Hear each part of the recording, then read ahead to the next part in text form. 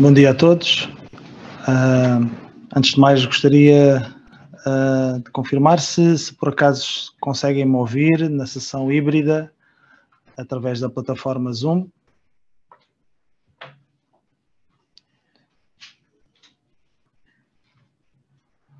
Caso estejam a... conseguem ouvir, ok. Mais uma vez, muito bom dia.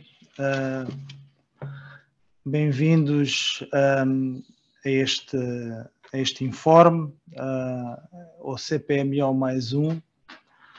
É uma grande honra, é um privilégio podermos estar neste local, no Banco Central, no Banco de Moçambique, para tratarmos do informe sobre as medidas do Comitê de Política Monetária e Perspectivas para 2023. E por nos receberem a CTA, receberem as associações que tanto se interessam com esta temática da política monetária. O Comitê de Política Monetária, a CPMO do Banco de Moçambique, decidiu manter a taxa de juros de política monetária, a taxa mínima, em 17,25%. Nós aqui, esta manhã, vamos ter os nossos digníssimos oradores, obviamente a representação do Banco de Moçambique, a excelentíssima senhora administradora Alcinda de Abreu, desculpe, Silvina de Abreu. Também vamos ter aqui as notas introdutórias, o Sr. Ricardo Seng, presidente do Pelouro da Política e Serviços Financeiros da CTA, o Dr. Ricardo Seng estará presente em formato híbrido, portanto vamos contar com a sua presença daqui a alguns minutos. Seguidamente teremos o Dr. Eduardo Seng, o diretor executivo da CTA, que nos fará um resumo do desempenho empresarial em 2022, com enfoque para o índice de robustez empresarial até ao terceiro trimestre de 2022. Depois teremos a nossa oradora principal, a doutora Silvina de Abreu, que irá dar o informe sobre as medidas de política monetária e esperemos também algumas perspectivas para 2023.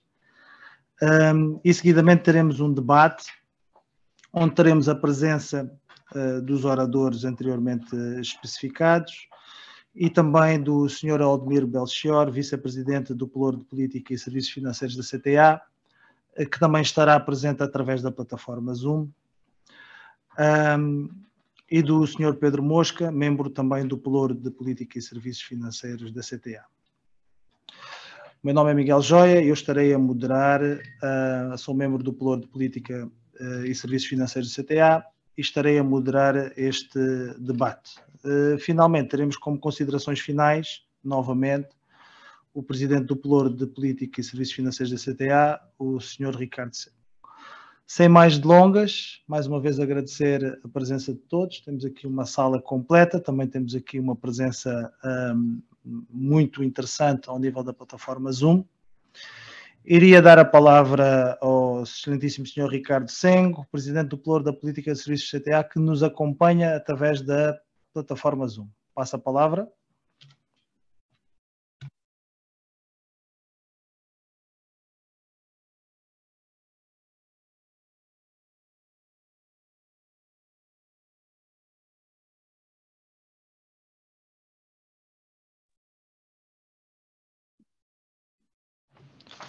Muito obrigado. Sr. Ricardo Seng? Ok. Sim. Muito obrigado. Agora já estou em condições. Começo essas notas introdutórias por saudar a excelentíssima doutora Silvina de Abreu, administradora do Banco de Moçambique. Uma palavra de saudação vai também aos quadros do Banco de Moçambique que a acompanham. Um cumprimento especial também vai aos nossos colegas ao nível da CTA, portanto, os empresários que estão presentes nesta sessão. Queremos, nesta sessão, aproveitar a oportunidade e, em nome da CTA, muito em particular, do Pelouro da Política e Serviços Financeiros, demonstrar a nossa satisfação e agradecimento ao Banco de Moçambique pelo cumprimento integral do acordo estabelecido entre as partes, nomeadamente entre o Banco de Moçambique e a CTA, com vista à realização regular das sessões do CPMO+1. Esta sessão é extremamente importante para o setor porque permite o esclarecimento sobre as medidas que o Comitê da Política Monetária tomou durante o ano 2022 e perspectivar o futuro da política monetária e, muito em particular, a taxa de juros no país. Este encontro de trabalho sucede à realização da reunião do Comitê da Política Monetária e tem como objetivo apresentar as perspectivas e aspectos relevantes na condução da política monetária.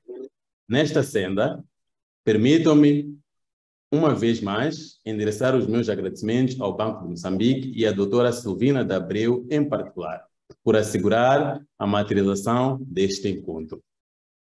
Para o presente ano, este é o segundo CPMO+1, sendo que o primeiro foi realizado no mês de abril.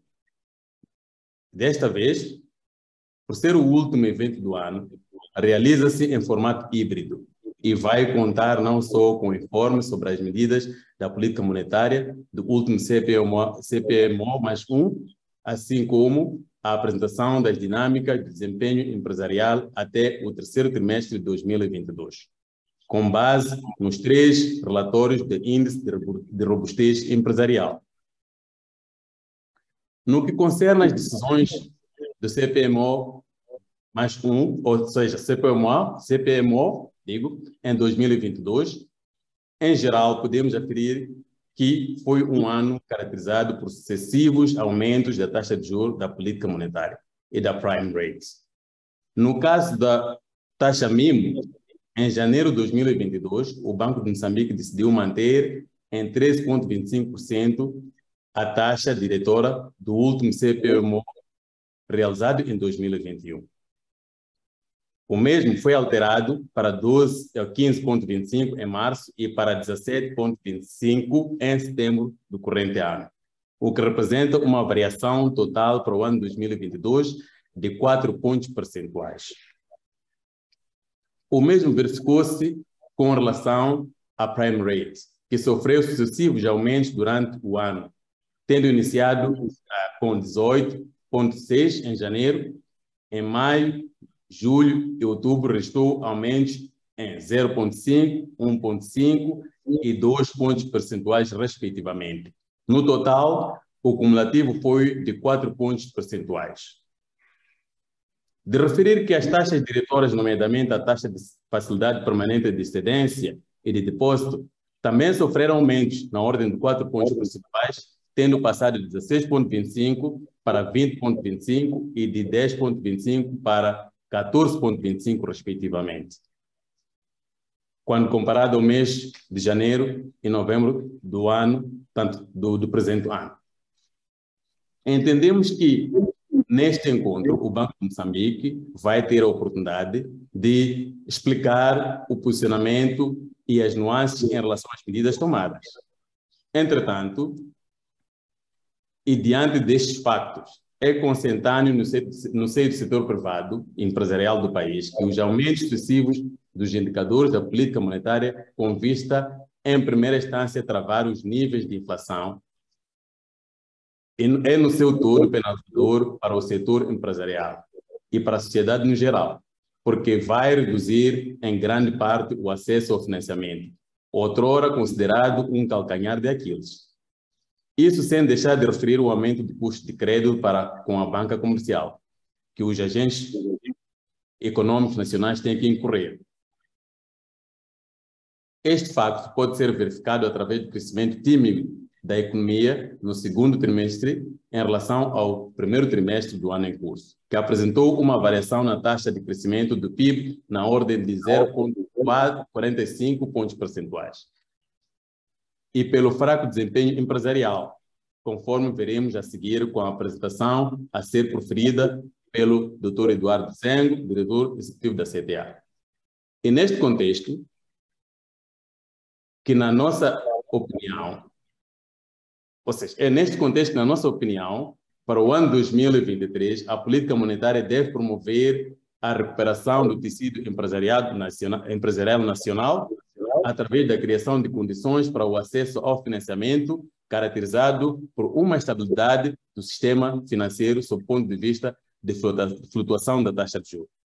Portanto, sem me alongar, convido a todos os participantes para que ativamente se engajem nesta sessão por formas a obter melhores esclarecimentos sobre as recentes decisões do Banco de Moçambique, no que concerne à política monetária, permitindo desta forma que estas informações sirvam de base para a tomada de decisão e formulação assertiva de expectativas.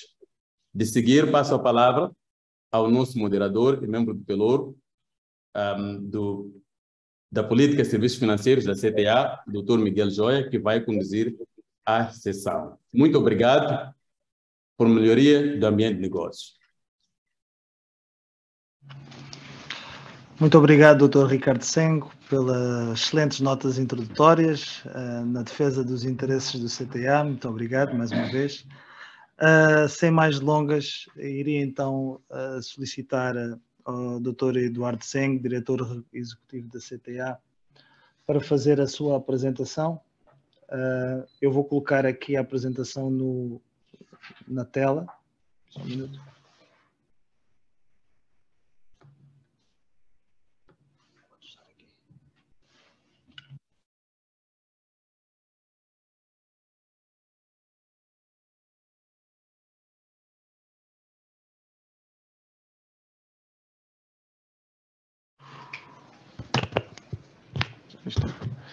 Muito obrigado.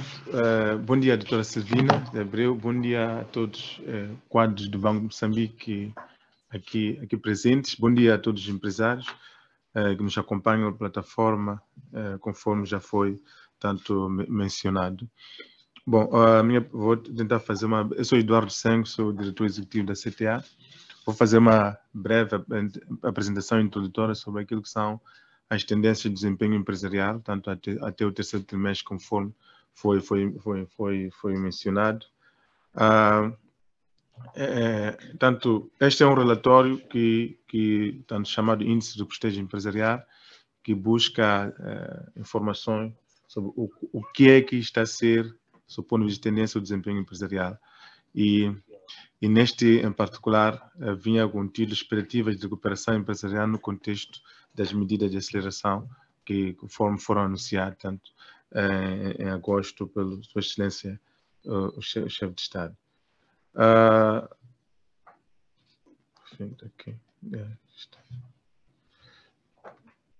Portanto, um enquadramento seria uma breve contextualização, a metodologia, o ambiente macroeconômico. Não vou me alongar sobre isso, porque sei que é matéria de fundo do Banco Central, depois vai falar sobre isso. Então, vou focalizar naquilo que é o desempenho empresarial e as tendências de emprego e breves perspectivas.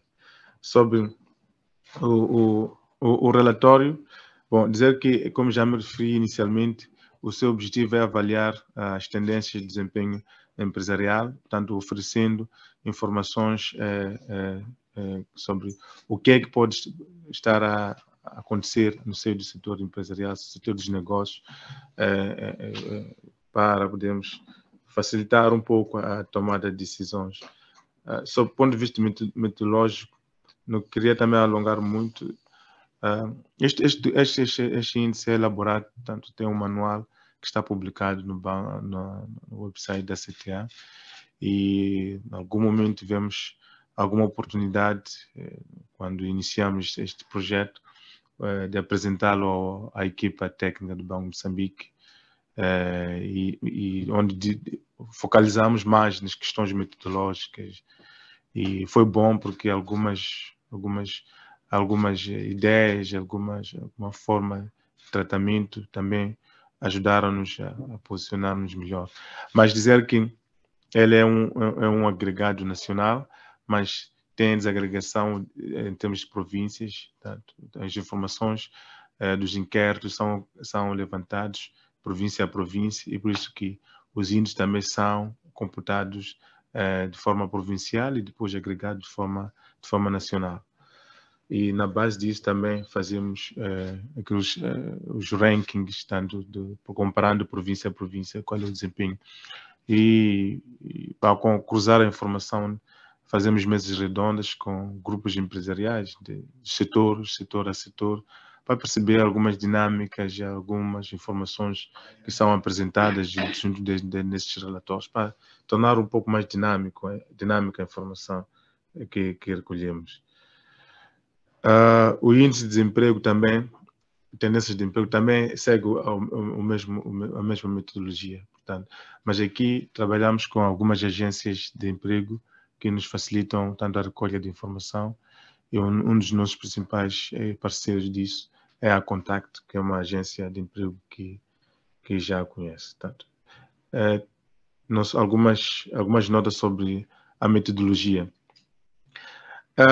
Portanto, não vou falar, como eu me disse, sobre o aspecto macroeconômico, porque eu sei que o Moçambique vai aflorar muito sobre isso. Irei diretamente às tendências de desempenho empresarial.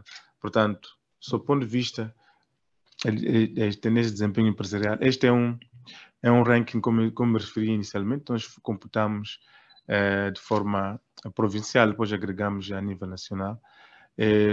Vamos a ver, primeiro trimestre, segundo trimestre, terceiro trimestre, há uma província que tem vindo a recuperar de forma contínua, que é Sofala, não é? E tem um destaque, tem best performance, de certa forma, relativamente aos outros, não é? E é verdade que Maputo continua em segundo lugar, mas não é uma tendência de melhoria, tanto como as outras províncias. Destacamos também a província de Gaza, né, que de alguma forma teve um bom performance, algumas dinâmicas de investimento que estão a acontecer. Como sabe, há pouco tempo também foi inaugurado um novo projeto pelo chefe de Estado da Represada, que é um projeto estruturante para aquela província, a questão agrícola, enfim. Mas alguns aspectos iremos ver de forma detalhada mais à frente. Portanto, este dá mais ou menos a figura de como é que as províncias se comportaram ao longo do ano e como é que se posiciona em cada trimestre. Olhando para província a província, destacamos começamos pela província de Tete, onde, como se pode ver, a tendência do rácio de lucro, da margem de lucro, tanto tendeu a melhorar ligeiramente, não é? O rácio de produtividade teve uma estagnação, portanto os outros rácios. Aqui, um dos aspectos principais é o lado do agronegócio, com destaque para a agropecuária, não é? Muito recentemente, a província de Tete teve a inauguração e introduziu um grande matadouro que é, portanto, referência a nível nacional e que está a dinamizar as atividades de agronegócio no que diz respeito à agropecuária e que permite que os pequenos criadores possam ter acesso ao mercado, e por isso que a sua tendência de lucro também começa a melhorar, né? Não podemos deixar de destacar que é um assunto não novo, mas que está lá, que é a questão da indústria do carvão, que continua em bom estado neste ano, devido ao preço, e com isso a contratação local de bens e serviços para pequenas e médias empresas continua muito dinâmica a nível local. Obviamente, os aspectos a nível do setor de transporte e indústria continuam a ser afetados pela questão do aumento do custo de combustível, que de alguma forma penalizou tanto o setor. A província de Gaza, embora seguisse a mesma tendência, nesse trimestre, de alguma forma, com uma ligeira estagnação, o setor do turismo continua a beneficiar-se, turismo e comércio, obviamente, beneficiar-se da retirada das restrições sobre a Covid. Bom, isso é um pouco por todo o país, pelo menos nas zonas de destinos turísticos, né? E com isso os turistas continuam a regressar, portanto, nas zonas de confluência turística, e sem dúvida com o impacto que tem na cadeia de valor. o aumento da produção agrícola, tanto a nível do milho, em particular, arroz, tiveram grande impacto no desempenho tanto das pequenas e médias empresas. E com isso, obviamente, tem a questão do mercado, mas do ponto de vista destes setores, contribuíram positivamente para que o desempenho empresarial melhorasse. A nível do setor da província de Inhambane. Bom, a província de Inhambane, o grande destaque, sem dúvida, o turismo, né? Até agora, os dados que temos mostram que é a única província que conseguiu superar os dados a performance do turismo do período antes do Covid. Portanto, os outros, embora estejam a melhorar, ainda não conseguiram atingir os níveis que tinham atingido no período antes da Covid. Portanto, a província de Inhambane já começa a superar, e isso aconteceu agora em agosto, e continua a perspectiva é que possa, inclusive, ter um recorde do ponto de vista do seu desempenho. E tem sido um destino turístico mais procurado tanto do país, Vilanculos em particular. E obviamente, a associação do turismo normal, turismo de lazer, com o turismo de negócio, turismo ligado ao desporto, essas atividades contribuíram grandemente para que o Vilanculos possa ter este desempenho.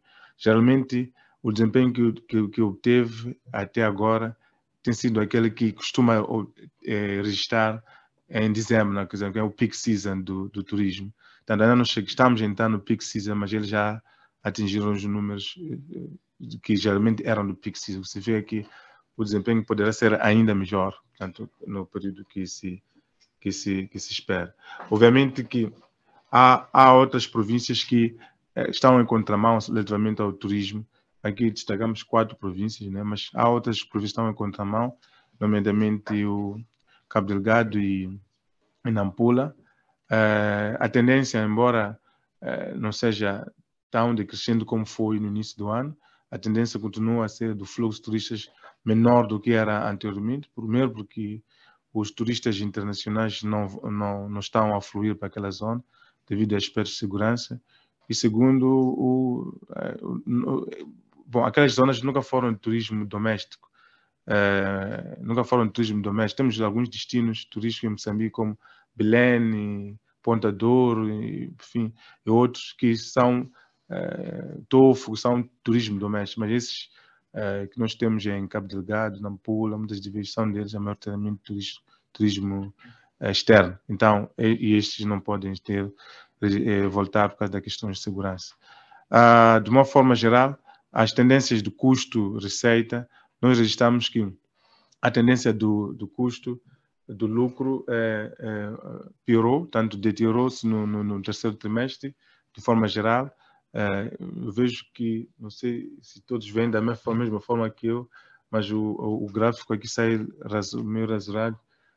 Penso que é por ser PDF nesta versão. Mas, pelo menos, os números estão aí. A tendência do lucro é de deterioração, isto mais devido particularmente ao aumento dos custos, na componente dos custos, conforme já vínhamos explicado, a questão do custo combustível, que afeta os setores de transporte, os setores da indústria, mas não só esses setores, obviamente que esses são os principais.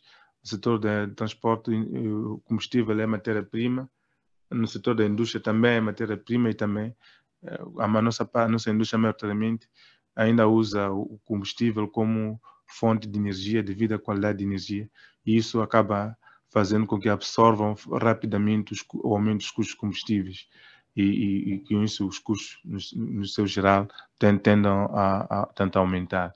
E obviamente a inflação que se registra na economia também afeta tanto a todos, particularmente os setores de serviços como turismo e comércio, entre outros. Com isto, a tendência do índice de robustez empresarial melhorou apenas um ponto percentual, de 28% para 29%, tenho que registrar a deterioração do índice de produtividade. O índice de produtividade tentamos medir em cada unidade monetária injetada num determinado setor quanto é que ela gera. Tanto, se nós temos menos que 1, estamos a dizer que não gera nada, né? Muitos pelo contrário é prejuízo. Temos mais que 1, tanto é isso. Então, neste caso, se 0,96 para 0,95, estamos a falar de 0,05, não é? 0,05 centavos que cada unidade monetária, estamos a falar de metical no caso, cada unidade monetária perde quando injetada em determinado setor na situação atual, de uma forma agregada, não é? Este índice é importante porque para a perspectiva do investidor, daquele que que coloca os seus recursos, né? Através dele pode monitorar o que tanto de fato ganha, tendo em conta o contexto tanto atual.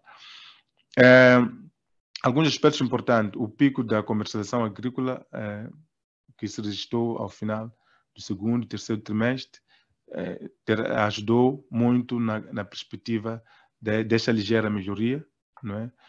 Entretanto, esta comercialização agrícola, em alguns não conseguimos associar muito bem, mas esse é um assunto que precisa ser investigado. Notamos que há uma parte da comercialização agrícola que é financiada pelo setor bancário, não é? E isso, de alguma forma, se de facto for bastante relevante essa componente, significa que a componente taxa de juros poderia estar a afetar a comercialização agrícola. Mas não temos conclusões muito claras, pois não podemos ferir muito de forma segura.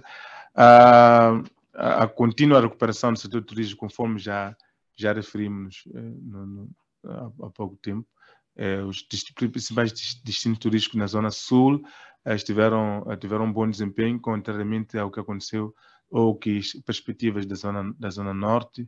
Entretanto, a tendência dos custos de combustíveis, de produção, de forma geral, que tenderam tanto a aumentar nesta altura, terão sido contra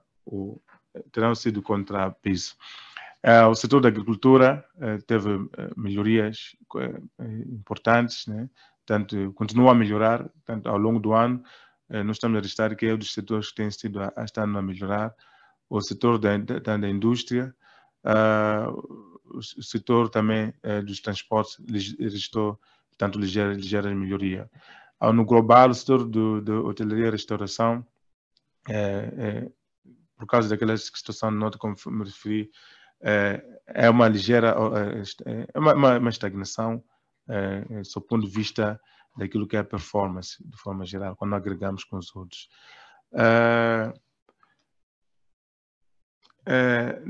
E de facto, um aspecto também que da nossa parte como classe empresarial, verificamos aí que os negócios podem fluir se forem dinamizados também com outro tipo de eventos, né? Nós vimos na questão do turismo, mas também na questão da agricultura, através da realização de feiras, empreendimentos agrícolas, enfim, tudo isto ajuda a dinamizar, porque vem com uma contratação de serviços, uma cadeia de serviços muito grande, né? E um aspecto que devemos mencionar, bom, aqui estes são dados que são do próprio Banco de Moçambique, não precisamos alongar muito. Um dos aspectos que foi levantado aqui é a questão da subida da taxa de juros e um dos argumentos, 2 minutos, sim, estou a acabar, um dos argumentos do Banco de Moçambique tem sido a questão de proteção social, né, de certa forma, proteção das camadas sociais mais necessitadas. Quando nós olhamos para a repartição de crédito, olhamos que, maioritariamente, a distribuição de crédito vai para particulares e habitação, e não necessariamente a empresa, embora as empresas estejam lá. Então, 51%. Isso significa que, de alguma forma, esta subida da taxa de juros não só afeta as empresas, mas também afeta os particulares, tanto as famílias e todos os outros. E se vê que é um aspecto a ter em conta. Portanto, eu posso tentar proteger a inflação, portanto, controlar a inflação, mas também estou a piorar o poder de compra ou a retirar o rendimento disponível, na verdade, dessas famílias. Eu não vou falar muito das perspectivas da inflação aqui. Sob o ponto de vista do índice de tendência do emprego, tivemos uma tendência de estagnação. Entretanto, devo dizer que em todo o ano, o que nós temos vindo a registrar, se pode ver esta linha, portanto, linha azul, não é? Tracejada, consegue ver, é que tem vindo a crescer, tanto que é empregos temporários em tempo parcial. Portanto, basicamente, a economia foi sustentada maioritariamente por este tipo de emprego, obviamente porque os setores que surgiram não tinham, primeiro, certeza da sustentabilidade do seu negócio. Portanto, o retorno do turismo que estava associado a eventos e isso tudo. A comercialização agrícola, portanto, basicamente e tipicamente oferece esse tipo de postos porque é muito sazonal, não é? E acabou influenciando toda a tendência dos postos, da oferta, maioritariamente, dos postos de emprego, tanto na economia.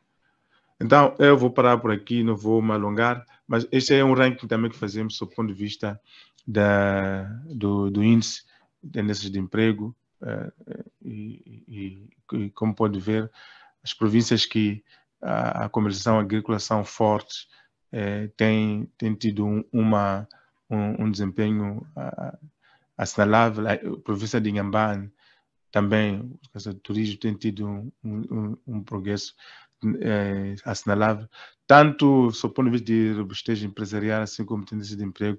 Cabo Delgado não tem conseguido ter um desempenho tanto muito assinalável ou positivo. Portanto, dito isto, muito obrigado. Devolvo a palavra.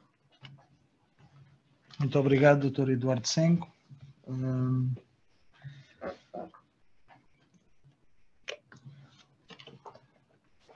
Mais uma vez, muito obrigado, Dr. Eduardo Senco. Falámos aqui da comercialização agrícola, do turismo, da exportação de carvão, outras commodities que vêm, de alguma forma, robustecendo a manutenção dos níveis de crescimento do nosso país e das questões da inflação, principalmente o preço de algumas commodities, nomeadamente o combustível, e depois do trabalho que a CTA tem feito em conjunto com as associações comerciais, principalmente ao nível da ligação a mercados, identificação de soluções para beneficiar o setor privado e sempre, obviamente, a questão do acesso a financiamento, que acaba por ser o calcanhar daqueles e que tem vindo a afetar também, vamos dizer, a redução da qualidade do emprego, passando de uma situação de emprego indeterminado, a longo termo, para emprego temporário. Mas como estamos aqui efetivamente para ouvir do Banco de Moçambique o informe sobre as medidas de política monetária e perspectivas para 2023, é com todo o prazer que damos a palavra à doutora Silvina de Abreu, administradora do Banco de Moçambique, para a sua apresentação. Muito obrigado.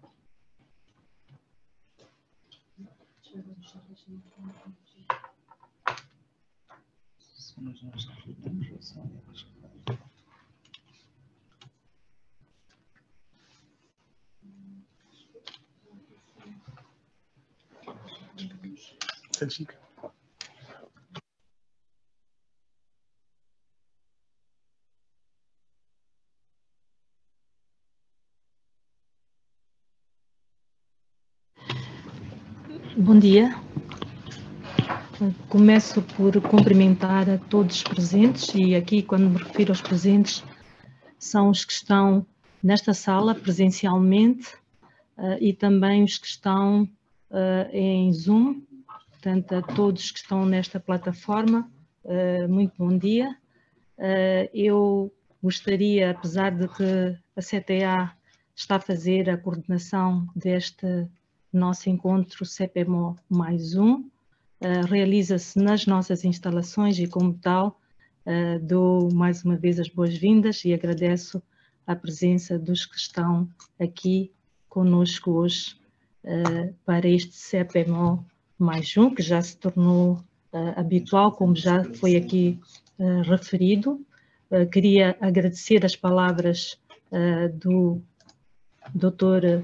Ricardo Sengo, o presidente do Pelouro de Políticas Financeiras, e foi também uma mensagem que nós entendemos como uma necessidade de, nestes encontros, continuarem a buscar a fundamentação para as decisões da política monetária e, como habitualmente, o Dr. Ricardo Sengo também fez já uma pré-avaliação do que consideram os impactos para o setor produtivo, o setor privado.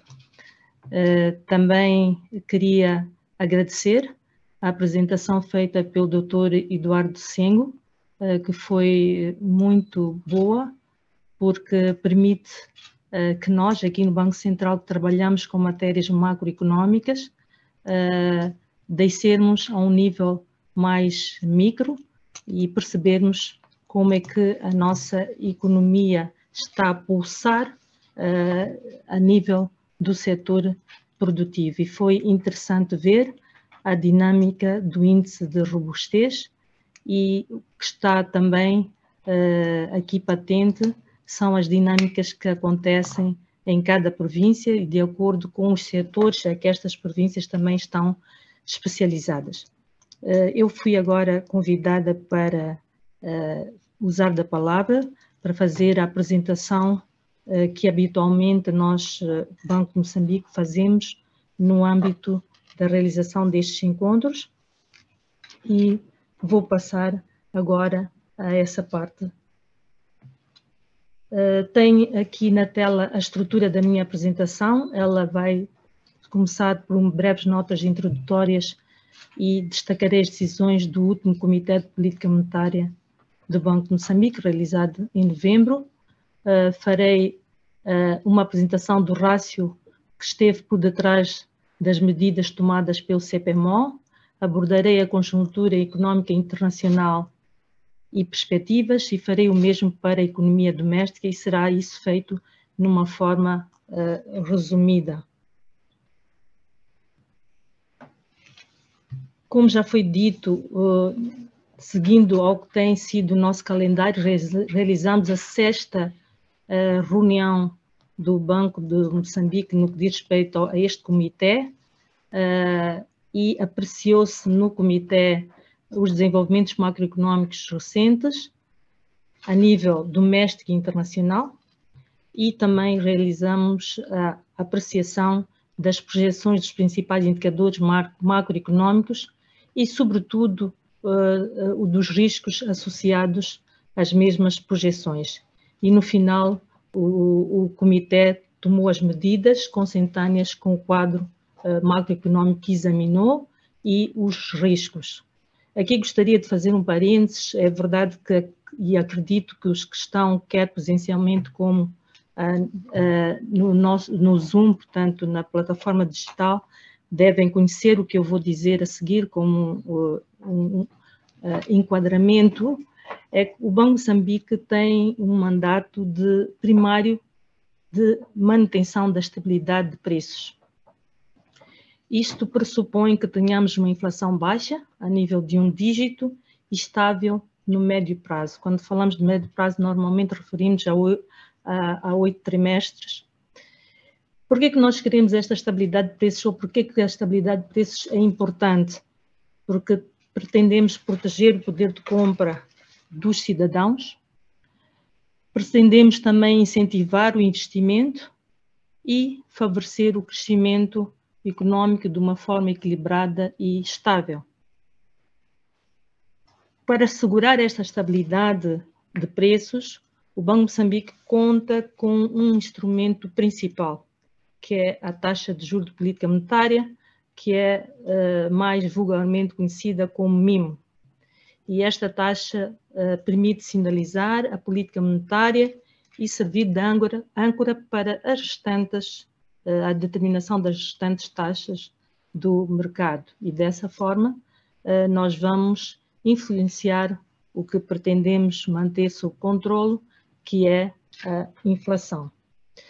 No final, como eu disse, o CPMO sempre decide sobre a sua taxa mínima e a decisão é de manutenção, é de subida ou é de descida, consoante a análise que o comitê faz naquele momento face aos indicadores que tem presente e, sobretudo, face às perspectivas de evolução da inflação no médio prazo.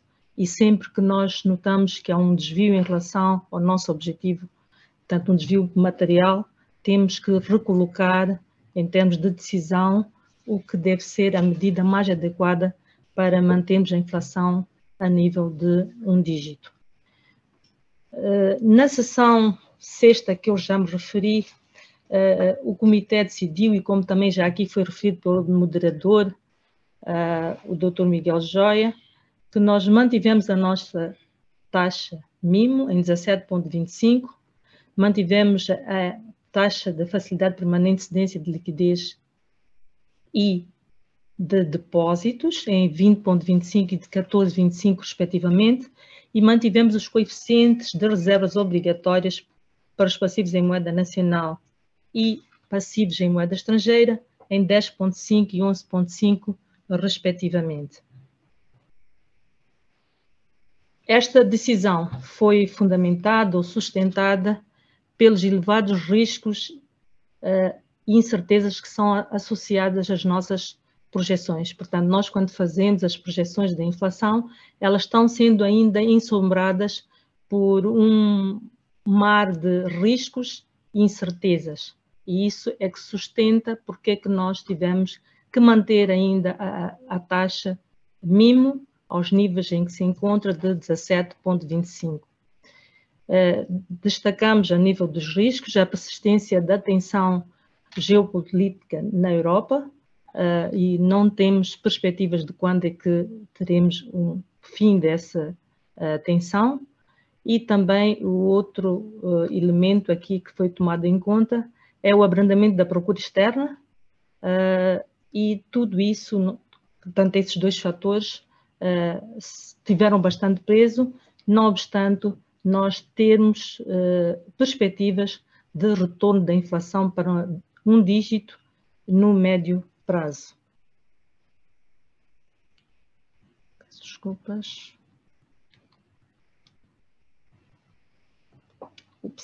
Desculpem.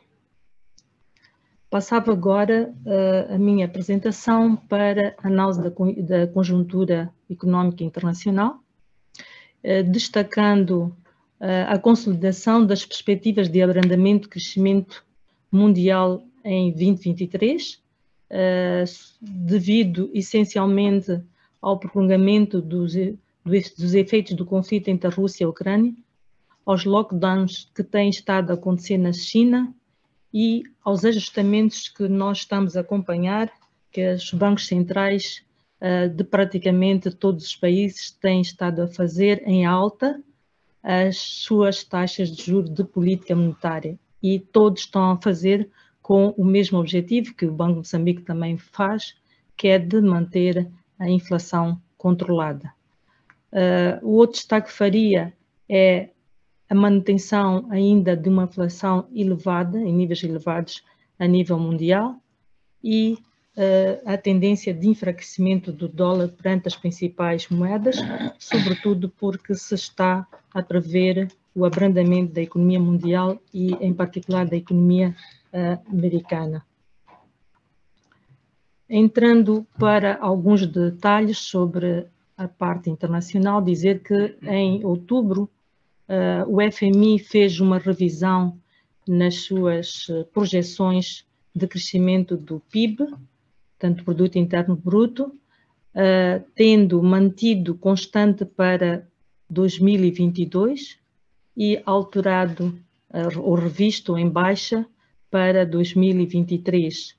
E destacaria aqui talvez dois países, que é o caso da Alemanha, em que a revisão foi mais pronunciada, portanto, como se pode ver aqui na nossa tabela, e também, portanto, neste caso, desculpem, da Alemanha, é que porque se está bastante exposta a produtos energéticos da Rússia, portanto, da área que está em conflito, e também temos o caso da China, que por outros motivos também tem uma revisão que foi feita do seu desempenho macroeconómico.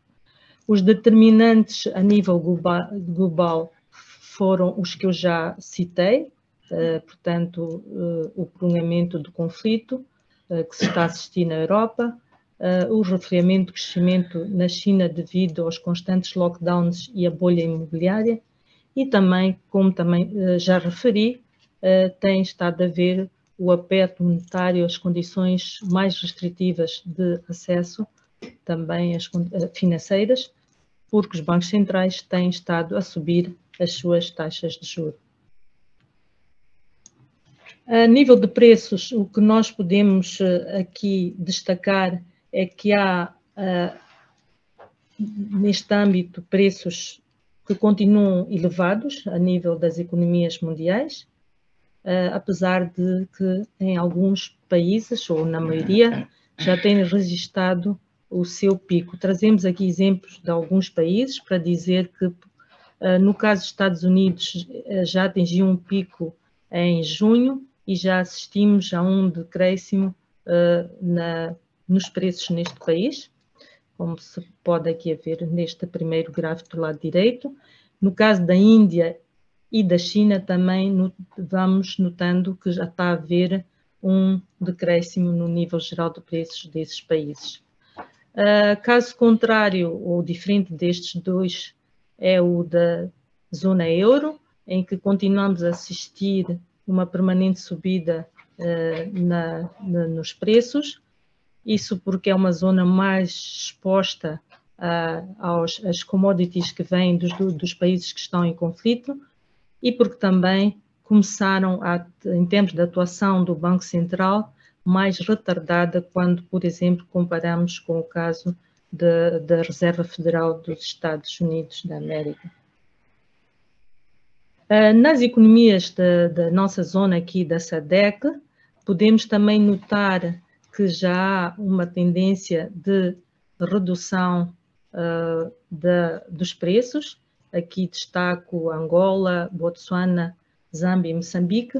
Há também a manutenção por parte do Malawi. Em termos de taxa de juros de política, quando comparamos os últimos 2 meses, outubro e novembro, todos os bancos mantiveram as suas taxas já constantes, à exceção da África do Sul.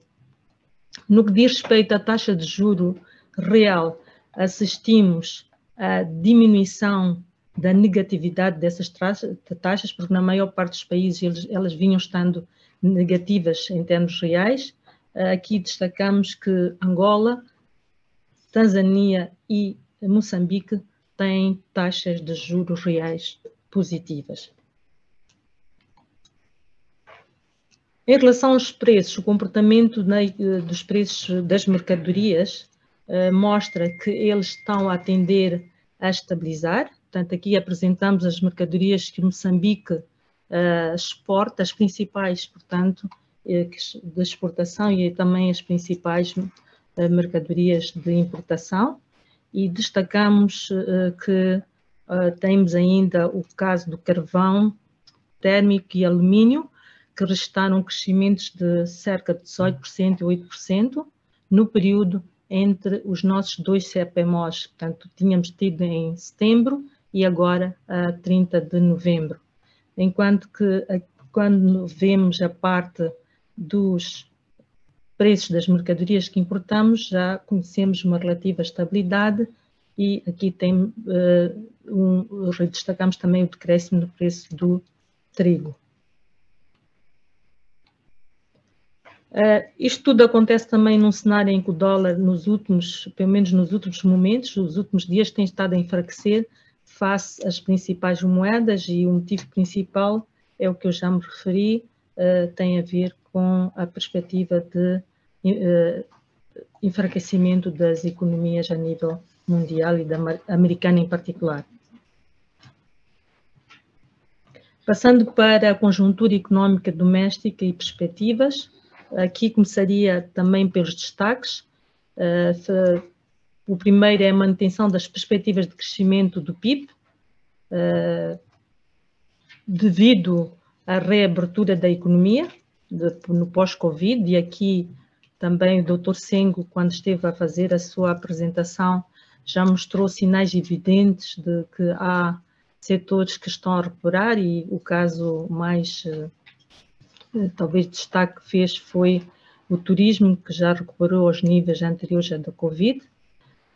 Também aqui a implementação do programa com a FMI é uma base para sustentar a manutenção das perspectivas de crescimento do nosso PIB, e a execução dos projetos energéticos em Temane e Rovuma entram, portanto, para a nossa lista de boas perspectivas para a manutenção do crescimento do PIB.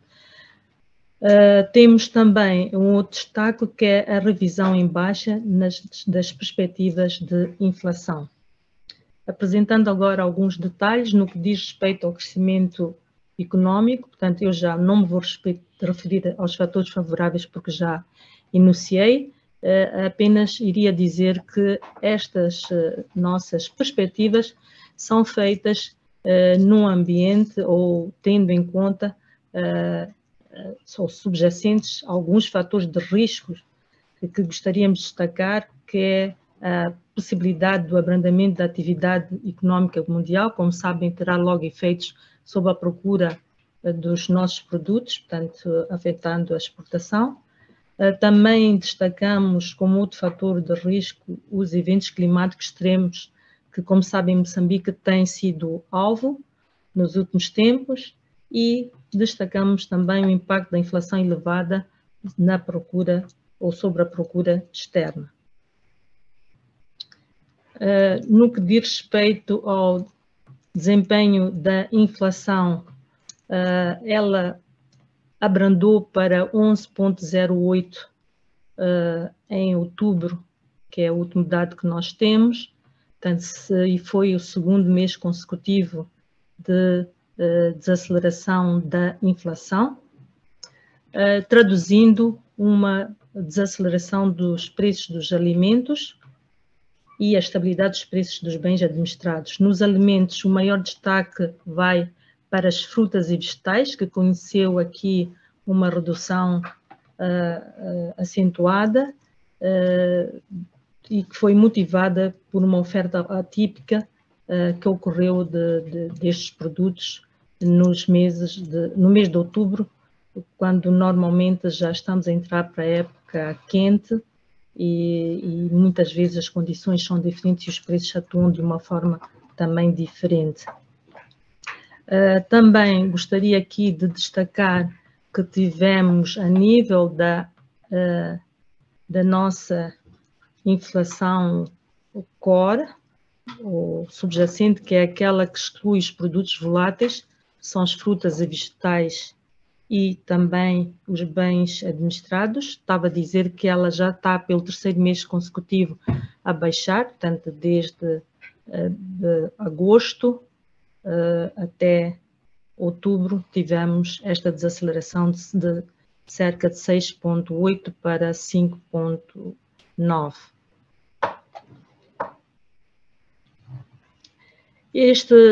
Portanto, este desempenho da nossa inflação acontece num contexto em que há estabilidade do metical e que tem permitido amortecer ou conter o aumento dos preços dos bens importados, e, como sabem, o nosso país ainda importa bastante do exterior.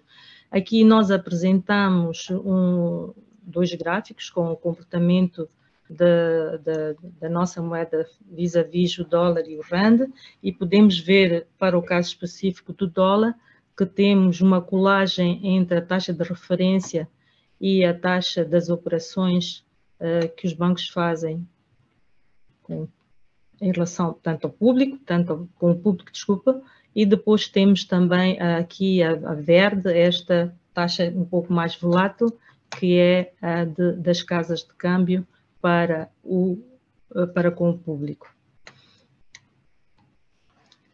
Antevê-se, por força do que eu estive a falar, a manutenção de um perfil de desaceleração no curto e no médio prazos.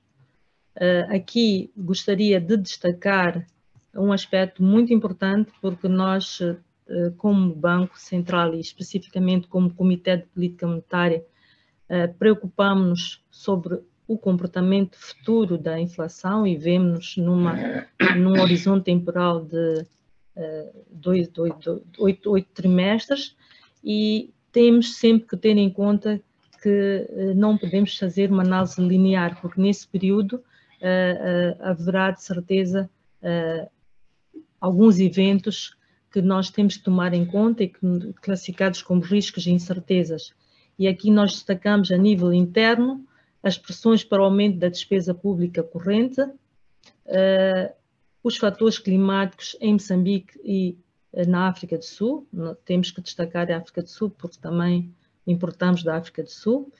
Temos também o efeito que é uma incerteza que sempre existe em relação à evolução dos preços dos bens administrados e o seu efeito sobre os preços dos outros bens e serviços na economia. A nível externo, destacaríamos aqui o prolongamento do conflito entre a Rússia e a Ucrânia, que continua a ser algo completamente difícil de se prever como é que vai evoluir, e também o outro destaque vai para a possível recessão económica mundial, que já tem sido conjunturada por parte dos analistas a nível mundial. Com isso, eu termino a minha apresentação, agradecendo pela atenção que foi dispensada. Muito obrigada. Muito obrigado, doutora Silvina de Abreu. Concedemos-lhe aqui mais 6 minutos adicionais, o que foi muito bom, porque de alguma forma acreditava que tinha muito mais informação para prestar a esta audiência, portanto acredito que conseguiu resumir os pontos. Vamos passar agora ao debate. Nós teremos, ao nível do debate, obviamente, os oradores principais, a doutora Silvina de Abreu, o doutor Eduardo Sengo, e teremos aqui 2 outros oradores, o Sr. Aldemir Belchior, vice-presidente do Pelouro da Política e Serviços Financeiros, que se junta a nós através da plataforma Zoom, e o excelentíssimo Sr. Pedro Mosca, membro do Pelouro de Política e Serviços Financeiros da CTA, que está aqui connosco na sala, aqui do meu lado esquerdo. Para darmos aqui um pouco de tempo aos outros oradores, eu iria então começar pelo Dr. Aldemir Belchior, que está na plataforma Zoom, para tecer em forma de comentários e assumindo a posição que tem ao nível do setor financeiro, que também nos trouxesse algumas perspectivas de outlook para 2023, tentarmos perceber se estas análises feitas pelo Banco de Moçambique estão em conformidade também com aquilo que, ao nível do setor financeiro e do setor privado, temos feito. Portanto, eu irei passar a palavra ao Dr. Aldemir Belchior. Penso que ele está em linha. Bom dia. Conseguem me ouvir? Perfeitamente. Okay. Em primeiro lugar, gostaria de felicitar a intervenção da excelentíssima administradora do Banco de Moçambique, a doutora Silvina de Abreu, e também cumprimentar a todos os presentes nesta reunião. Bem, indo diretamente àquilo que são as principais notas sobre a perspectiva da política monetária para 2023, eu prefiro abordar mais o futuro do que o passado. O passado já conhecemos, 2022 já está prestes a findar, portanto o cenário já é conhecido, quer nacionalmente e também no contexto internacional. 2022 foi caracterizado por uma elevada incerteza sobre o cenário econômico, tanto devido à dissociação entre a oferta e a procura após a pandemia, como devido à guerra na Ucrânia. Isto levou a revisões substanciais nas previsões, tanto da inflação e do crescimento, como da resposta dos bancos centrais. Não só o Banco de Moçambique adotou uma política monetária mais restritiva, assente no perfil conservador, para conter as pressões inflacionistas, mas foi um cenário que observou-se a nível dos bancos centrais das maiores economias. Em relação ao futuro, possivelmente seremos mais capazes de acertar na percepção de que a incerteza permanecerá elevada em 2023. Importa referir que existem riscos em ambos os sentidos no que se refere à direção da política monetária em 2023. Na nossa ótica, por um lado, temos choques inflacionistas que podem aumentar as pressões em alta sobre os preços e resultar em medidas mais restritivas por parte do Banco Central. Estes incluem uma potencial escalada de conflito com a Rússia, bem como outros eventos geopolíticos ou desastres naturais relacionados com alterações climáticas.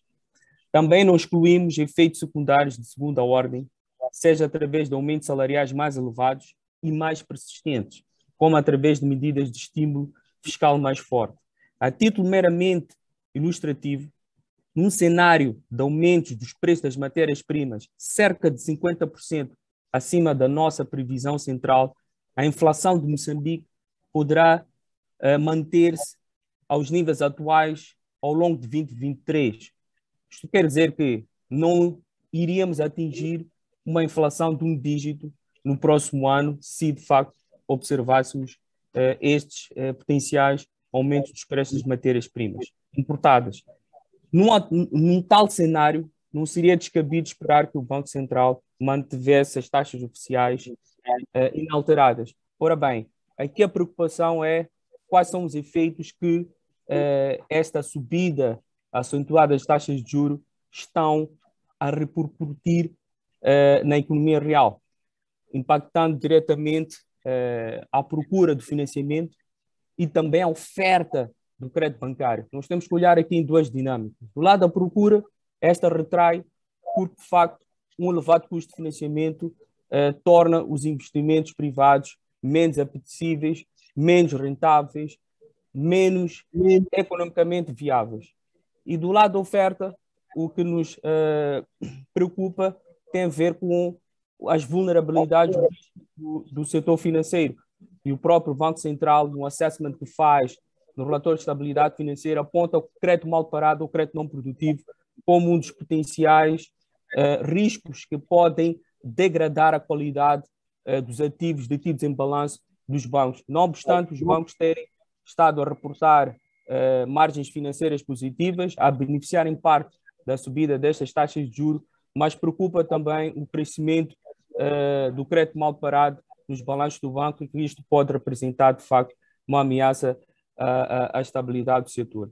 Portanto, o que nós recomendaríamos é que, de facto, houvesse um gradualismo na subida das taxas de juros no próximo ano. Estamos cientes que, de facto, os riscos prevalecem, quer no contexto internacional e também a nível doméstico, mas sendo o setor privado o motor de crescimento da economia e, de facto, é um setor extremamente dependente do consumo de capital alheio, que é disponibilizado pela banca comercial, é fundamental que haja uma melhor coordenação entre a política monetária e a política fiscal, no sentido de reduzir as pressões inflacionistas e, assim, de facto, o Banco Central poder cumprir com o seu mandato essencial, que é de assegurar uma inflação baixa e controlável.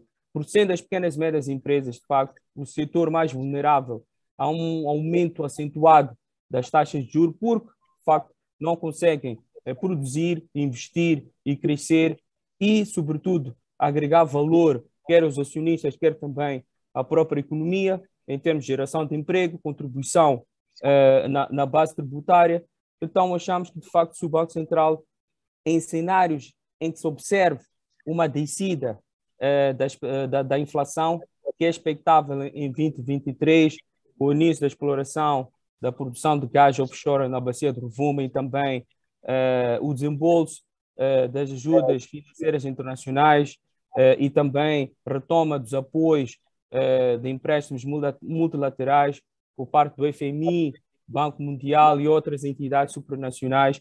De facto, se este cenário se observar de entrada de fluxos externos na economia e permitir criar alguma estabilidade na balança de pagamentos e manter estável a moeda local, portanto, nós estamos a antever que o cenário inflacionista, portanto, poderia ser menos intenso em 2023. Não obstante a desaceleração da economia mundial, mas se observar-se, de facto, uma menor intensificação das pressões inflacionistas em 2023, acreditamos que haveria espaço para que as taxas de juros possam reduzir e, assim, de facto, permitir que as empresas possam ter, então, um balão de oxigênio para poderem, então, gerir de forma eficiente os seus recursos e manterem as suas tesourarias mais saudáveis. Portanto, eu vou terminar aqui a minha intervenção e, mais uma vez, parabenizar as intervenções que foram feitas e também aqui a CTA por promover mais uma iniciativa aqui de um debate alargado e de alto nível como este. Obrigado. Muito obrigado, Dr. Aldemir Belchior. Eu iria passar a palavra para o Dr. Pedro Mosca. Não sei se terá algum comentário específico à apresentação que foi feita. O que nós aqui gostaríamos mesmo de ter era a previsibilidade da nossa economia, tendo em conta os cenários restritivos externos. Nós sabemos que a nossa economia tem efetivamente uma fraqueza económica, porque dependemos claramente daquilo que acontece ao nosso redor. Mas iria dar aqui a oportunidade então ao Dr. Pedro Mosca para também tecer os seus comentários e trazer-nos talvez aqui alguma luz sobre a sua opinião. Obrigado, Miguel.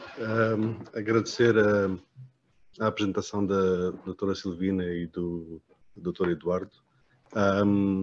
Uma questão, e não tenho um discurso feito como o Belchior e uma estratégia numa envolvente mais abrangente da economia e a previsão, mas o que eu acho que é importante olharmos é para a história e ver do que é que podemos aprender da história. Ou seja, o que aconteceu com o conflito na Ucrânia teve impacto no preço do combustível e do trigo.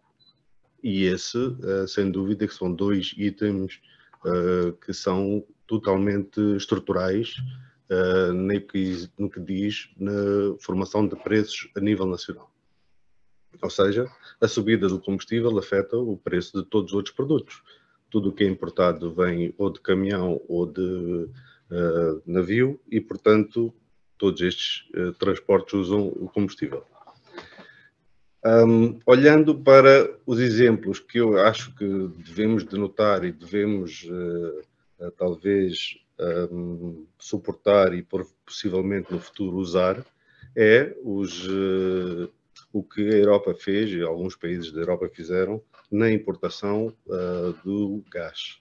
Nomeadamente, definiram que o IVA na importação do gás podia ser diminuído ou decrescido para que o preço do gás não afetasse a economia nacional. Portanto, não só a política monetária é, após a inflação já estar, ou seja, ajusante, mas olhando a montante, prevenir que essa inflação entre no país. Neste caso, foram dois produtos específicos que se podia, de alguma forma, amenizar o seu impacto e, portanto, no futuro, se olharmos em conjunto a política monetária, não só olhar também para a política fiscal e, neste caso, prevenir a inflação e não lutar contra ela após ela estar instalada. Pronto, esta é uma deixa que eu deixo e espero que podemos usar no futuro.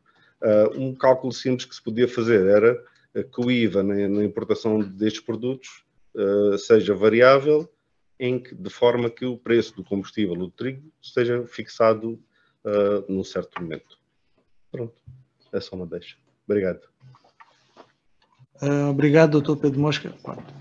Invariavelmente temos sempre a posição do Banco de Moçambique que se posiciona efetivamente sobre as medidas de política monetária, a componente fiscal e de política de orçamento cabe efetivamente ao governo, mas não querendo, obviamente, a colocar o Banco de Moçambique numa posição de dar uma opinião sobre esse cenário. Não é esse, obviamente, o papel.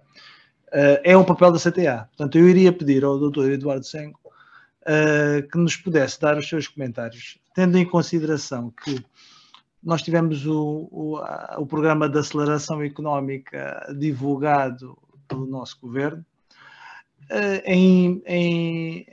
totalmente contra uma situação de recessão económica do país, mas essa recessão desta vez importada do exterior. Portanto, o que eu queria perceber aqui do Dr. Eduardo Sengo é como é que esta política monetária, comparando para o programa de medidas de aceleração económica que têm vindo a ser implementadas pelo governo, como é que esta política monetária pode facilitar efetivamente as medidas de aceleração económica que o governo tem vindo a implementar com o setor privado, a sociedade civil e com as demais organizações?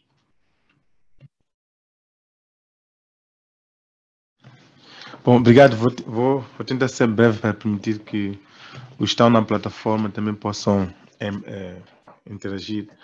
Bom, o que nós definimos como ponto de partida para que a política monetária, na busca de preservação do valor da moeda em todos os aspectos, não seja tão penalizador ao setor empresarial, é que as políticas sejam balanceadas, tanto não só a política monetária deve perseguir esse objetivo, mas também a política fiscal também deve desempenhar tanto o seu papel. E quando nós referimos à política fiscal, já que for referido à questão da despesa corrente, que é um risco muito claro, tanto neste momento, mas mais do que isto, o que o Dr. Mosca esteve aqui a referir são opções, não é, dessa política fiscal que podem ser consideradas para que tudo seja balanceado. Nós temos a sorte, desta vez, este cenário todo acontece numa situação a qual o metical, a taxa de câmbio, tem estado estável, com ganhos de metical, não é? E poderia ser pior numa situação diferente. Então, urge, de facto, que essa política fiscal tenha um papel mais ativo. O PAI era suposto, de fato, ser esse elemento de estímulo. A nossa perspectiva, a nossa análise é que o pacote fiscal que está sendo em discussão, que está em discussão na Assembleia da República, e discutimos com o Ministério da Economia e Finanças, e já também estivemos com os representantes do Parlamento, ele, mais do que ser um instrumento de estímulo à economia, neste momento, pelo conteúdo, parece mais ser tanto uma tentativa de mobilizar receita adicional, tanto do Estado, né? Nós temos, e isso, sem dúvida, vai ter impacto na inflação, não temos dúvida disso no próximo ano. Nós temos o IVA, que vai reduzir em 1 ponto percentual, 17 para 16%, mas temos muitos outros produtos ou serviços que passarão a pagar o IVA, que terá um impacto, sem dúvida, nessa cadeia de valor da criação, da computação dos preços. Os serviços de educação, de ensinos privados passam a pagar IVA, os serviços de saúde e entre outros aspectos que quer dizer, entre outros serviços e produtos. O mais importante também é perceber que esses serviços e produtos não são necessariamente da elite. A avaliação que muitas vezes tem sido feita é que o IVA, portanto, os serviços de ensino privado são direcionados para a elite, para a população com um poder de compra muito forte, mas não necessariamente. Se nós olhamos para a tendência da procura desse tipo de serviço, vê-se claramente a maior parte deles primeiro procuram o serviço público, só depois de não conseguir um serviço público é que vão para o serviço privado. Portanto, de certa forma, boa parte desta procura como se diz, um incidente daquilo que é do setor serviço público, que não consegue absorver e acaba indo para lá. E o outro aspecto a nível da saúde, nós não podemos pensar que os serviços de saúde são o hospital privado, Maputo, o hospital São Machilde, esses outros. Nós, a nível nacional, o hospital privado ou instituições no sistema de saúde privado, temos apenas 7 hospitais, tanto que podem olhar, mas, entretanto, são cerca de 480 registradas unidades de saúde. A maior parte deles são aqueles que chamam-se postos de saúde, né? Temos um posto de saúde, temos centro de saúde, temos farmácias, clínicas, até chegar ao hospital. Então, o posto de saúde é o mais básico, né? Que está lá nas zonas rurais, né? E esse tipo de posto não está ao serviço de uma elite, está ao serviço da população que está ali por perto, que não tem uma outra alternativa para aceder ao serviço de saúde. E nós estamos a colocar o IVA sobre este serviço. Nós estamos a falar da comercialização agrícola, hoje estamos a tentar dinamizar o setor agrícola, há muito investimento no setor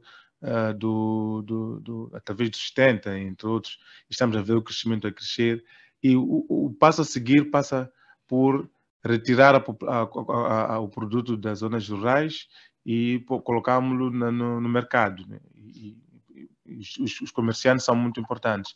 E nós vimos que o PAI, por exemplo, vai introduzir o IVA no arrendamento das propriedades nas zonas rurais. Como sabem, um dos principais arrendamentos que acontece lá é mesmo armazéns, né? Propriedades para armazenamento desse produto que é comercializado. Isso é comercializado por um longo período.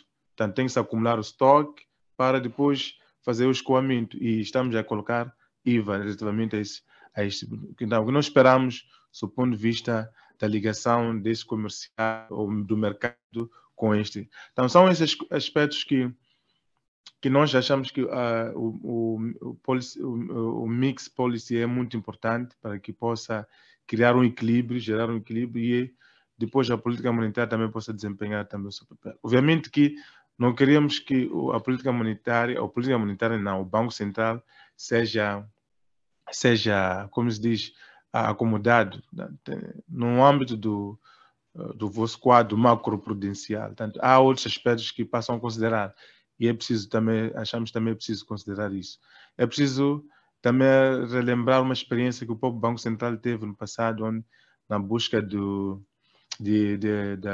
da bancarização rural, né? Incentivou alguns bancos, através da redução da taxa de reservas obrigatórias, para aqueles que vão se expandir para as zonas rurais. E isso era uma forma, portanto, mostra claramente que era uma política monetária não cega, como se costuma dizer. Portanto, procura discriminar e afetar, incentivar alguns setores prioritários. Portanto, olhamos que é uma experiência que pode ser estudada para o contexto atual. Nós queremos incentivar o crescimento dos setores prioritários, queremos que as empresas que estão a produzir ou que podem produzir, podem agregar valor, possam ter condições razoáveis. Portanto, aqui não estamos a falar apenas de aceder ao crédito, é que as empresas que já acederam ao crédito nestes momentos estão numa situação bastante difícil. E como dizia o Dr. Belchior, tanto, embora os bancos, para eles seja importante, bom, entre aspas, porque a taxa de juros é parte da receita, mas preocupa a qualidade de crédito, começa a carteira começa a ficar um pouco diferente. Portanto, são esses comentários que podia fazer. Obrigado. Obrigado, Dr. Eduardo Senco. Eu queria uma pequena questão aqui, pequena e obviamente complexa questão aqui ao Banco de Moçambique. Nós sabemos que esta política de aceleração económica inclui, entre muitas medidas, também a criação do Fundo de Garantia Mutuária. Este Fundo de Garantia Mutuária, obviamente, é uma política de expansão de crédito a setores que não tinham acesso a crédito. Há, obviamente, estruturas multilaterais que também têm vindo a apoiar os bancos comerciais na divulgação de outras soluções de crédito alternativas, com taxas de juros, obviamente, mais baixas. E a nossa pergunta é sempre a mesma. Temos, por um lado, instituições que estão a tentar, sobremaneira, a estimular o acesso a crédito. Muitas delas são até instituições internacionais que não conhecem o paradigma da economia em Moçambique, mas vêm com medidas de estímulo ao crédito. E, por outro lado, temos um banco de Moçambique que tem o dever de, efetivamente, conter a inflação e, portanto, faz medidas restritivas ao crédito. Então, aqui no meio temos os bancos comerciais que se veem, vamos dizer, obrigados pela política monetária a cumprir determinados parâmetros e depois, vamos dizer, sugeridos por estas instituições multilaterais e por estes fundos adicionais a estimular crédito. Como é que o Banco de Moçambique se vê no meio desta situação quando temos uma área a estimular crédito, a outra área, obviamente, política monetária, a reduzir o acesso a crédito, a reduzir o acesso ao consumo para, obviamente, permitir que o cidadão tenha preços mais comedidos? E passo então para o Banco de Moçambique.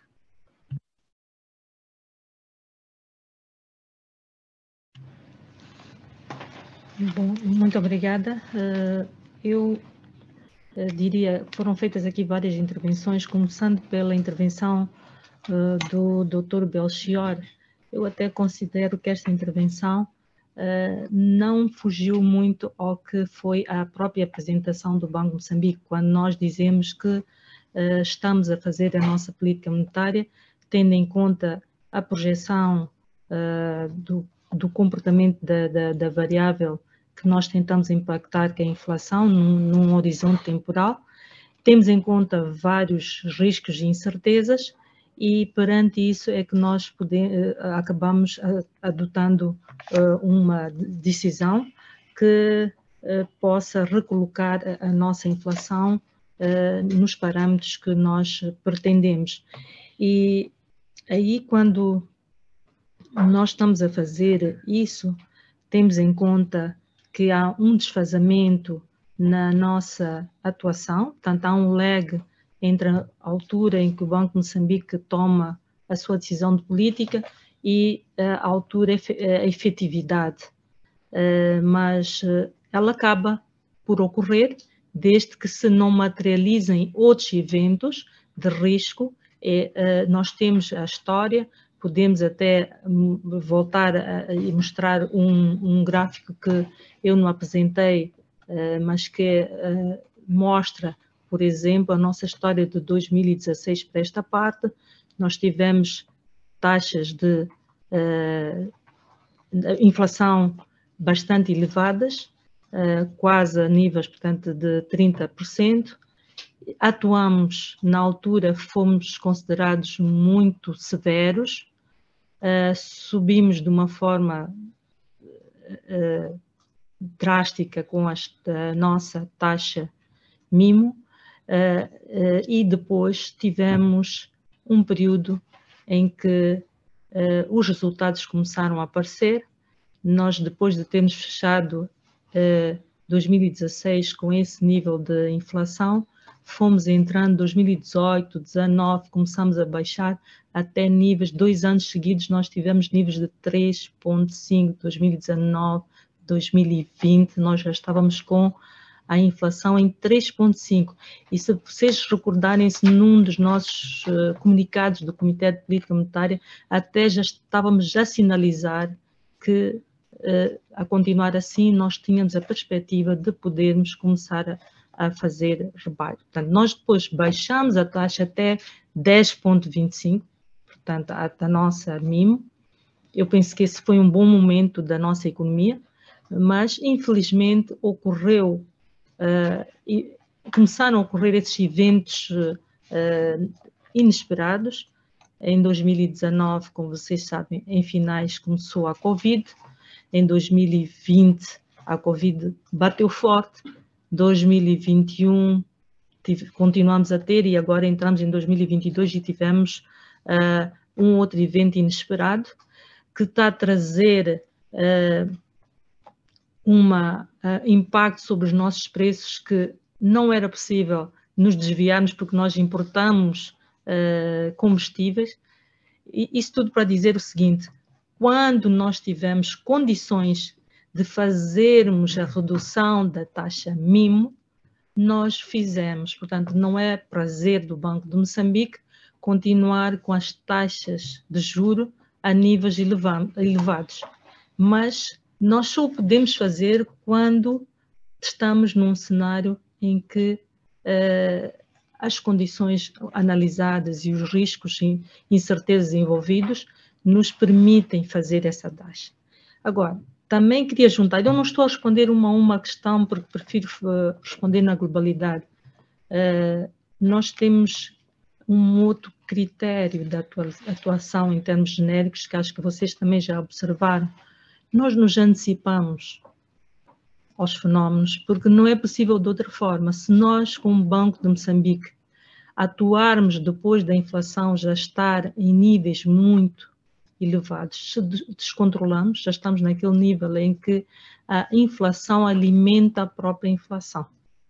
Portanto, criamos uma espiral. Como disse o Dr. Belchior, nós temos que evitar os efeitos de segunda ronda. Então, no ano passado, por exemplo, o mundo ficou todo admirado quando nós, aqui no Comitê de Política Monetária, começamos a fazer a primeira subida nas taxas, na nossa taxa mínima. E depois voltamos a fazer este ano. E temos, como Moçambique, como país, nível de inflação neste momento a 11,8. Quando nós comparamos com outras economias, podemos ver e assistir que estão com taxas de juros, taxas de inflação muito mais elevadas, atuaram de certa forma um pouco mais retardadas, para não dizer mesmo retardadas, em relação àquilo que foi a nossa atuação. Então, nós queremos sempre, nesta perspectiva de manter o poder de compra da população mais desfavorecida, atuar de uma forma atempada, para que possamos depois ter ganhos de uma inflação mais baixa, que vai permitir ao setor privado aceder a crédito com taxas mais baixas. Nós não estamos agora ligando a outra questão. Aqui a sinalização existe, mas também sabemos que existem algumas instituições que estão a fazer, umas até com intermediação, inclusive do Banco de Moçambique, que é o caso da KfW, que nós fazemos e faz-se com algumas taxas de juros diferentes daquela que são praticadas pela banca. Isso continua a acontecer mesmo que o ambiente seja de taxas de juros mais elevadas, que decorrem da percepção que é repassada depois ao sistema financeiro, quando o Banco de Moçambique altera a sua taxa mínima. Portanto, não estamos contra a necessidade de se estimular algum crédito que é dado, e principalmente este crédito que é dado também para estimular o crescimento de alguns setores menos favorecidos. Depois, houve aqui uma série de questões que foram colocadas que têm a ver com o PAI, que obviamente, e vão-me desculpar, nós não vamos poder entrar em grandes elaborações sobre esse aspecto. Acredito que a CTA, com os seus próprios canais, continua a conversar com o nosso governo, mas também quero acreditar que o governo está a fazer um pacote global que no curto prazo pode estar a parecer aos olhos do setor privado que está a ser penalizador, mas eu quero acreditar que elas atuando e poderão também estimular de alguma forma a economia, porque vão trazer mais impostos e eles depois vão poder colocar esses impostos também para criar externalidades para o próprio setor privado beneficiar dessas externalidades. Portanto, é um aspecto que tem que se ver com alguma calma, esperemos, sim, e neste momento eu penso que a vossa conversa com o governo continuará, mas tendo em conta que tem que haver alguma paciência para olhar para o pacote como um aspecto que tem que ser visto na sua globalidade. Iria parar por aqui. Muito obrigada. Obrigado, doutora Silvina.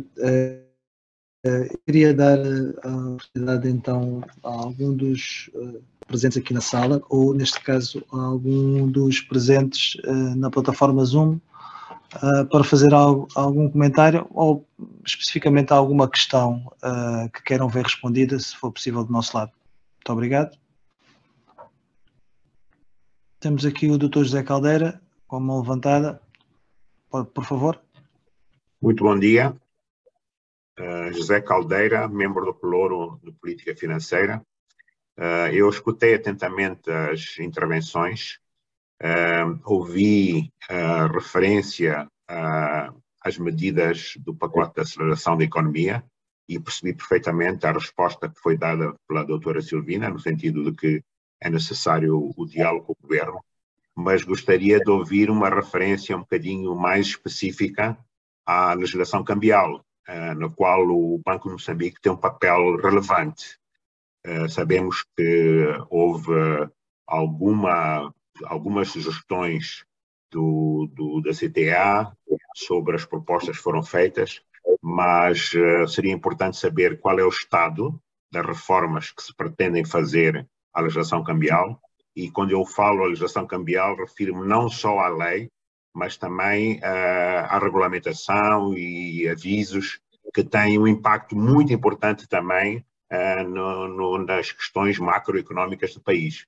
Portanto, era este o meu pedido, a ver se era possível termos algumas ideias mais concretas, qual é o estado da reforma e quais são as perspectivas e os previsíveis impactos da reforma que se pretende fazer. Muito obrigado.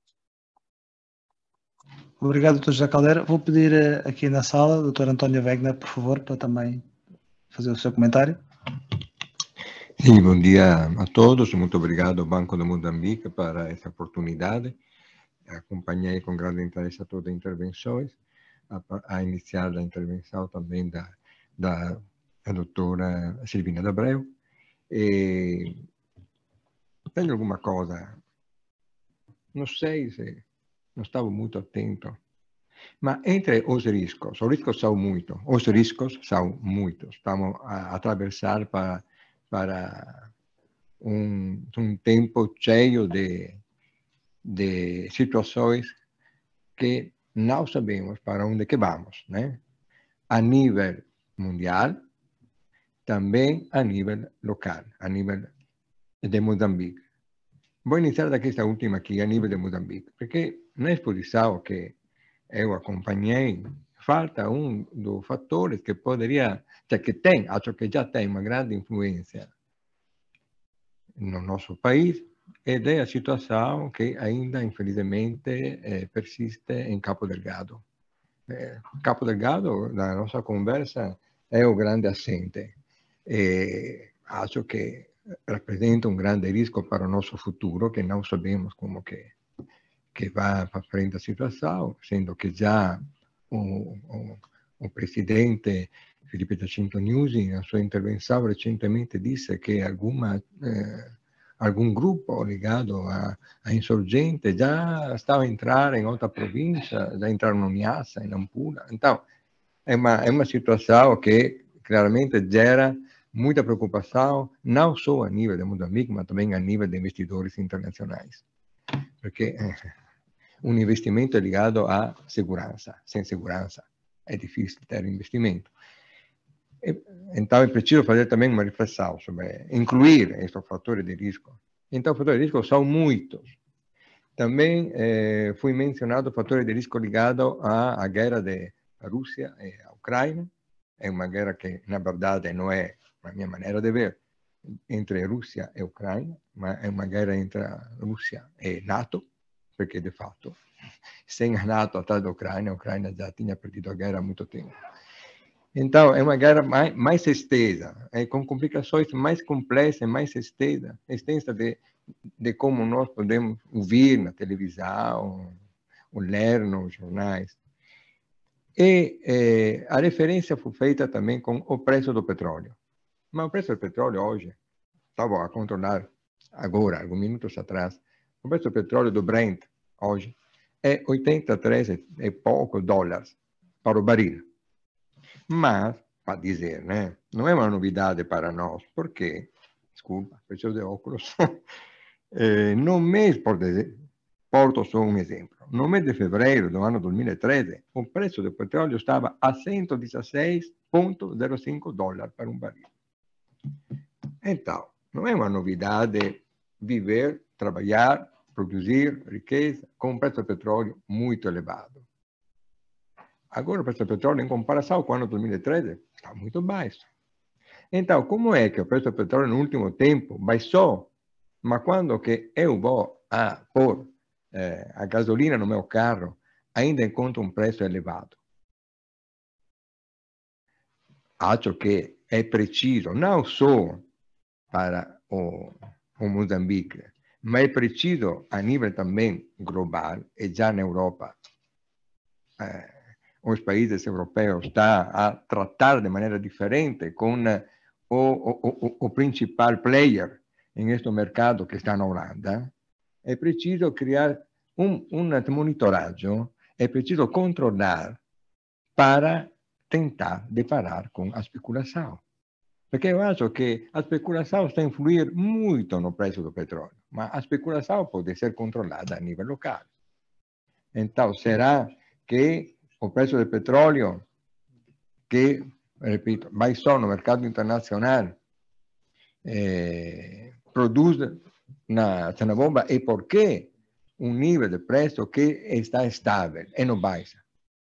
Acho que seria bom fazer também aqui uma reflexão, saber como que sim, como que no final é gerido este preço. Mas faço uma pergunta. É uma grande provocação. E peço desculpa. É uma grande provocação. Deixo per última.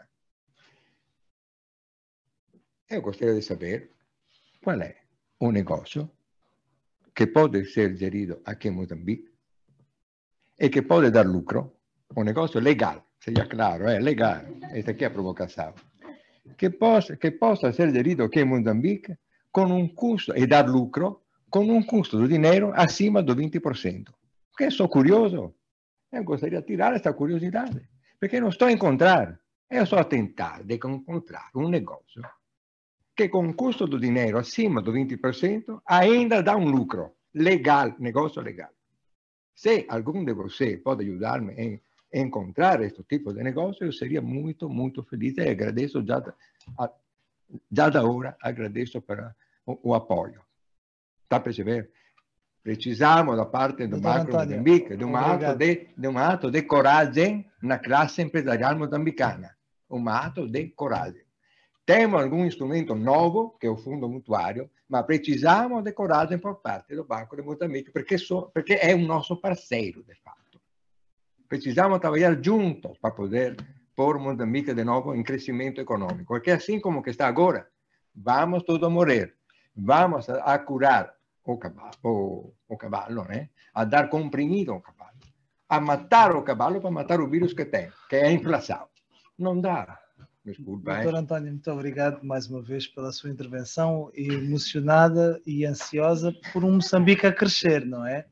Nós sabemos que os cenários mudam constantemente, nós agora temos cenários externos que estão a colocar-nos nesta posição. Nós também não queremos colocar o Banco de Moçambique na posição de ter a solução para todos os problemas, mas agradecemos imenso. Vamos deixar as perguntas também como um jeito de comentário. Infelizmente estamos aqui a ultrapassar a nossa hora. E eu iria então solicitar ao Dr. Ricardo Sengo para fazer aqui as considerações finais. Eu sei que está sempre muito atento às nossas reuniões de CPMO e consegue resumir de forma muito elucidativa o que foi aqui comunicado. Portanto, vou passar novamente a palavra ao Dr. Ricardo Sengo para fazer aqui as considerações finais. Muito obrigado.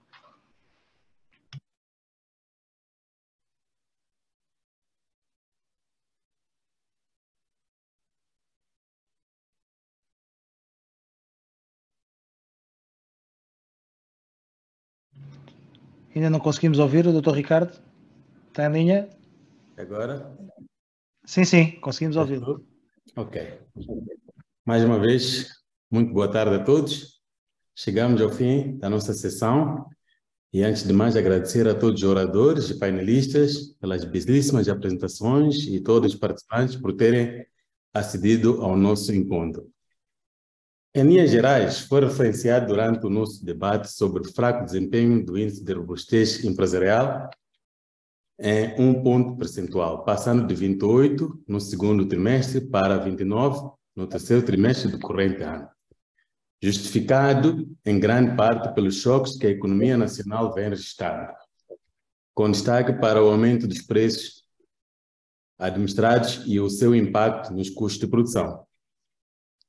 Relativamente às perspectivas para o 2023, foi referido que as mesmas são de manutenção do crescimento do PIB devido à abertura da economia nacional, isto é, relaxamento das medidas de contenção da propagação da pandemia de Covid-19, implementação do programa com o FMI e a execução de projetos do gás natural liquefeito na bacia do Rovuma.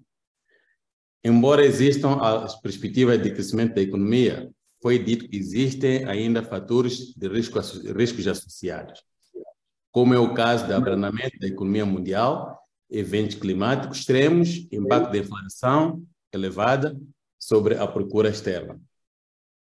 No que diz respeito à perspectiva de inflação para o 2023, foi referenciado que a expectativa é de retorno à inflação de 1 dígito. No entanto, existem riscos internos associados. 1. A pressões para o aumento da despesa pública corrente. 2. Fatores climáticos e a evolução dos preços de bens administrados e o seu efeito sobre os preços dos mesmos. No leque dos riscos externos associados, referiu-se o efeito do conflito entre a Rússia e a Ucrânia e a possibilidade do aumento dos preços de commodities no mercado internacional. Outra matéria de destaque nesta sessão foi a necessidade de uma coordenação entre a política monetária e a política fiscal para maior eficácia das mesmas medidas para o ano 2023. E porque esta é a última sessão deste ano, permitam-me desejar a cada um de vós festas felizes, um próspero 2023. Obrigado pela atenção dispensada, pela melhoria do ambiente de negócios.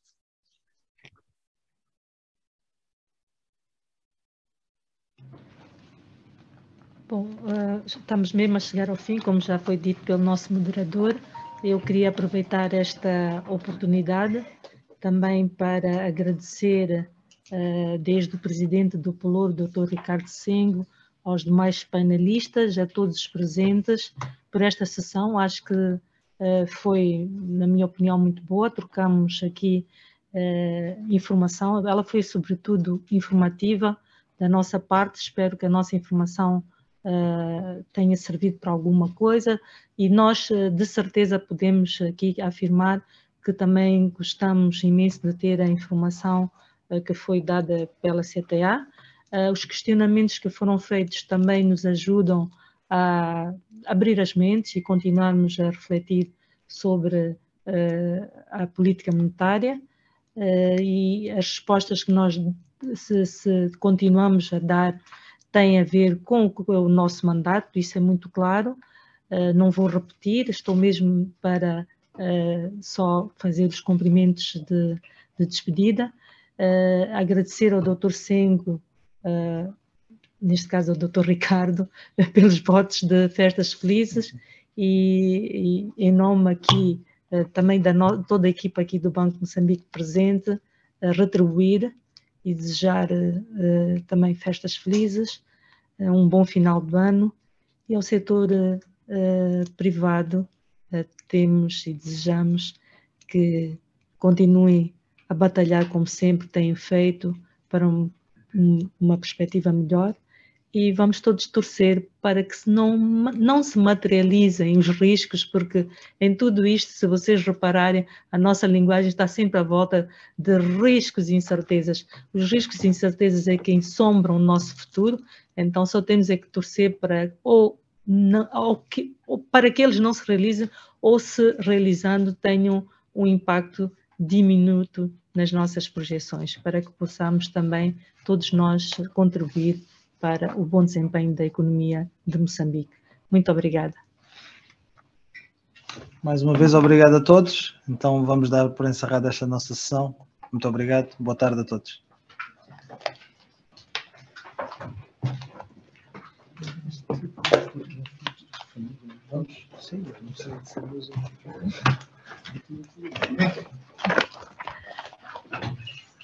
Na CTA. Já